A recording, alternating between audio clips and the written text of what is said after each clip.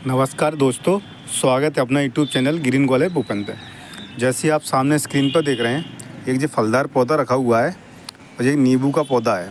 तो आज हम इसी पौधे के ऊपर बात करेंगे कि देखो ज़मीन में भी लगाते हैं इसको, नींबू के पौधे को, और अपन इसको गमले में भी लगाते हैं।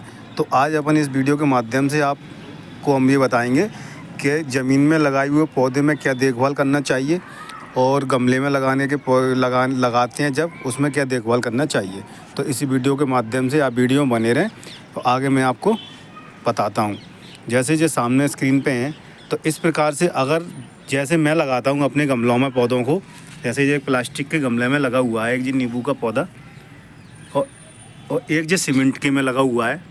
तो इसमें सीमेंट के में लगाते हैं तो क्या डिफरेंस रहता है, और अपन इसी को प्लास्टिक के गमले में लगाते हैं तब क्या डिफरेंस रहता है। तो आज मैं इसको इस वीडियो के माध्यम से आपको क्लियर करूंगा कि कौन सा गमला सबसे बेहतर होता है।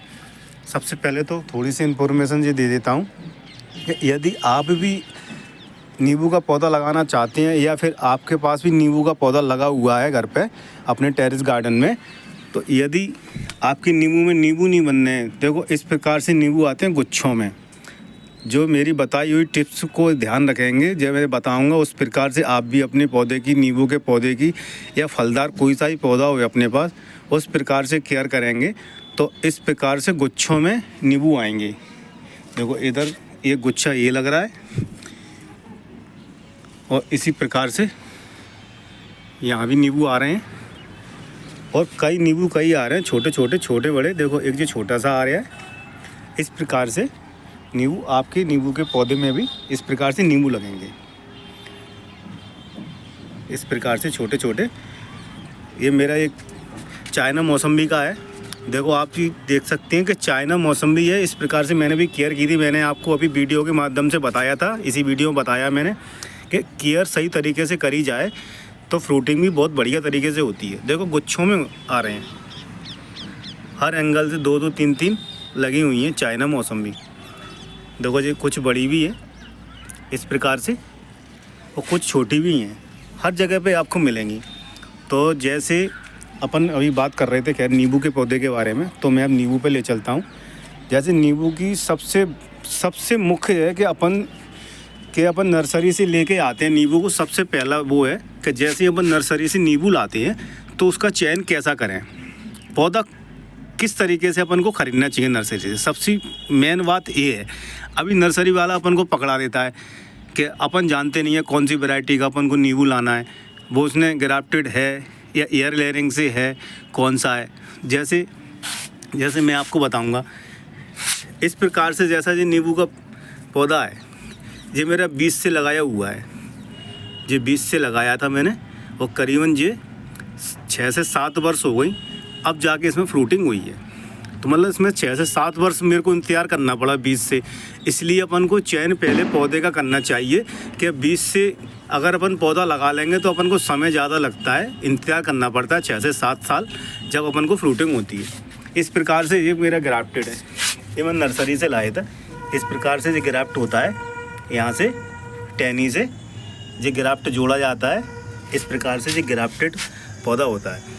ग्राफ्टेड का मतलब ये है कि ये या तो एयर लेयरिंग से ला सकते हैं। ग्राफ्टेड होता है कि नींबू जैसे अपने पास आते हैं नर्सरी से लाते हैं, तो अपन जैसे नींबू होते हैं एक आध फल अपन को लगा हुआ मिलेगा। तो सबसे बड़ा उद्देश्य ये है कि पौधे का चयन करना। दूसरी बात, अपन ने देख लिया कि ग्राफ्टेड है कि एयर लेयरिंग से है, ये अपन देख के ला सकते हैं। दूसरी बात वैरायटी, अपन को कागजी नींबू की वैरायटी सबसे बेहतर मानी गई है। नींबू में कागजी नींबू होता है कि पतले बक्कल होता है, ऐसे ये पकने के बाद में बिल्कुल बक्कल इसका पतला होता है, उसको अपन कागजी नींबू बोलते हैं। और एक नींबू आता है मोटे बक्कल का, तो उसमें रस थोड़ा कम निकलता है, बल्कि सबसे बेहतर कागजी नींबू बताते हैं। चलो ये तो वैरायटी की बात हो गई, कौन सी अपन को नर्सरी से लाना चाहिए। अब दूसरी बात कर लेते हैं पॉट, किस पॉट के अंदर अपन को लगाना चाहिए। जैसे ये तो गमला खैर मेरा छोटा है, मेरे पास अभी अवेलेबल नहीं था। अभी मैं इसको फरवरी में रिपोर्ट करूँगा बाहर के दिनों में, जब इसमें बड़ा गमला लगाऊंगा। चलो पौधे की बात हो गई, अब ये गमले की। अब ऐसे जितना बड़ा पौधा लगाया अपने पास, करीबन 6 से 7 साल पुराना है, तो इसको बड़ा गमला चाहिए। गमला अपन को हमेशा जब बड़ा लगाएंगे जब उसमें फल सही तरीके से बनते हैं। कम से कम जो गमले की ऐसे डायामीटर 18 से 20 इंची बल्कि 24 इंची डायामीटर होना चाहिए, ऐसे इतना बड़ा। या फिर अपन ड्रम होता है ना प्लास्टिक का, वो ड्रम भी ले सकते हैं कटवा के, बाज़ार के अंदर मार्केट के अंदर अच्छे ड्रम मिल जाते हैं, उसको अपन बीच में से 2 कटवा दो, उसमें भी अपन लगा सकते हैं। इतनी बड़ी साइज़ का गमला लेंगे उतनी बढ़िया फ्रूटिंग करेगा और अच्छा ग्रो करेगा नींबू पौधे के लिए, क्योंकि इसका जो चौड़ाई होती है डायामीटर इसकी ज़्यादा होना चाहिए, क्योंकि इसकी जड़ें जैसे इस प्रकार से देख रहे हो, इसकी जड़ें जो ऊपर ही होती हैं, ज़्यादा गहराई में नहीं जाती हैं, तो इसकी ग्रोथ ऊपर जड़ों से चलती है। चलो गमले की बात हो गई और वैरायटी की बात हो गई। अब तीसरी बात मैं बताऊंगा वाटरिंग। देखो प्लास्टिक का गमला है तो वाटरिंग जब देना चाहिए जब ऊपर की सतह बिल्कुल सूख जाए, ड्राई हो जाए, जब इसमें अपन को पानी डालना चाहिए। पानी अगर अपन इसमें ज़्यादा डाल देंगे तो फल अपने फ्रूटिंग आएगी और फल अपने कन्वर्ट नहीं होंगे, फूल झड़ जाएंगे ज़्यादा पानी देने से। और ज़्यादा पानी देने से दूसरा नुकसान ये होता है कि जड़ों में पानी जड़ों को सड़ा देता है, ये जड़ों में सड़न हो जाएगी तो भी इसकी ग्रोथ रुक जाती है, पौधा अपना मर सकता है।